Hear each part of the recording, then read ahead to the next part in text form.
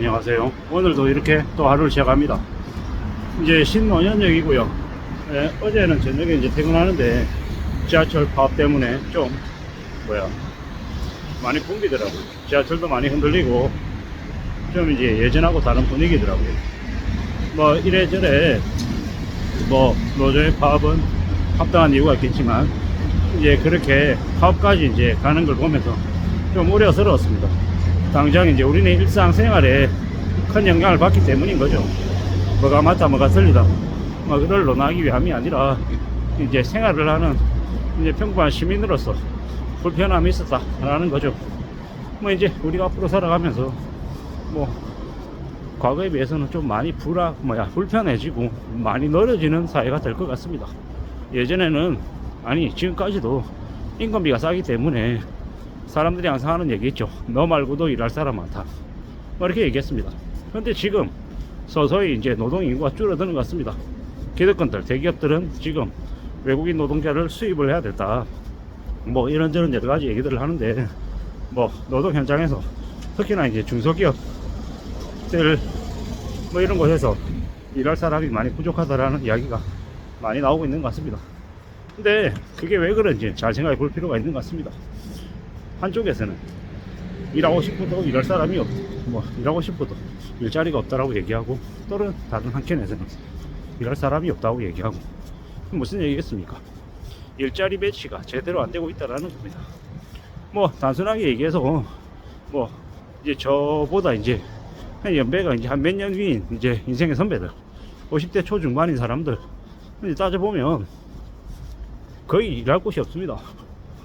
뭐 그들에게 일자리가 참 멀리 있지 느껴지죠. 근데 이제 예를 들어 음식점이다.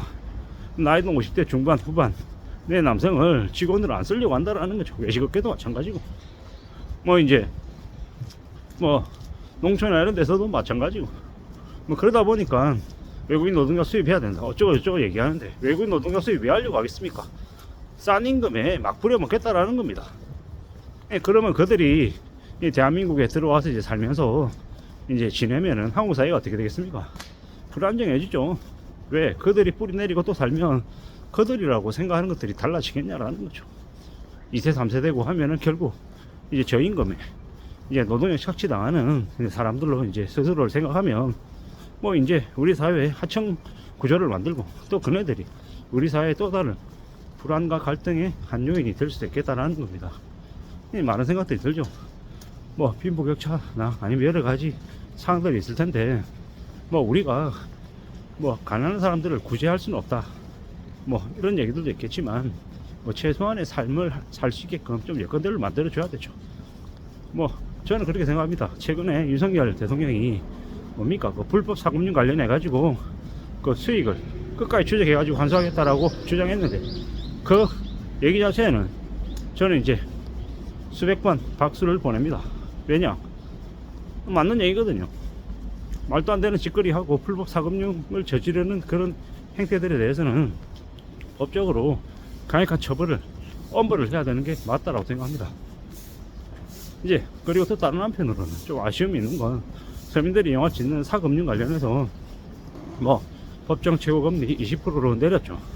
근데 그것 때문에 되려 아이러니하게 뭐 사남원이나 각종 이제 사금융이 못 버티고 이제 업계를 떠나는 그런 이제 기현상이 발생했죠.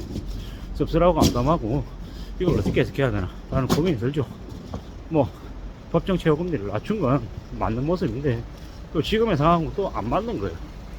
이걸 좀 유연하게 좀 적용할 필요가 있는데 그게 말처럼 쉽지는 않다라는 것도 또 알고 있고 뭐 그러다 보니까 현장에서는 급전이 필요한 서민들이 급전을 마련하지 못하다 보니까 뭐 4000%, 400% 이런 불법 사금융에 이제 또 이용당하고 있는 거죠. 참 암담하고 안타깝고 황당할 뿐인 거죠.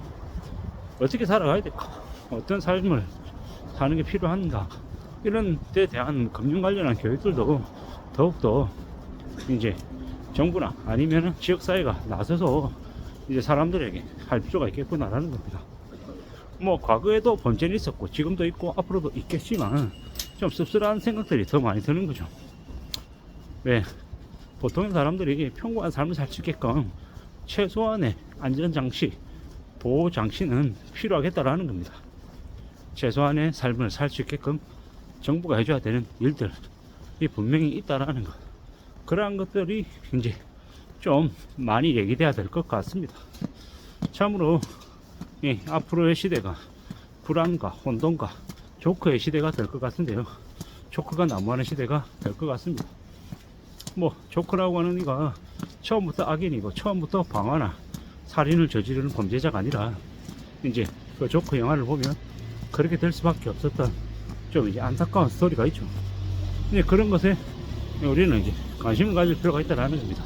조크를 두둔하자는 얘기가 아니라 조크가 될 수밖에 없었던 그들의 삶을 한 번쯤 이제 따져볼 필요가 있겠다라는 이야기입니다.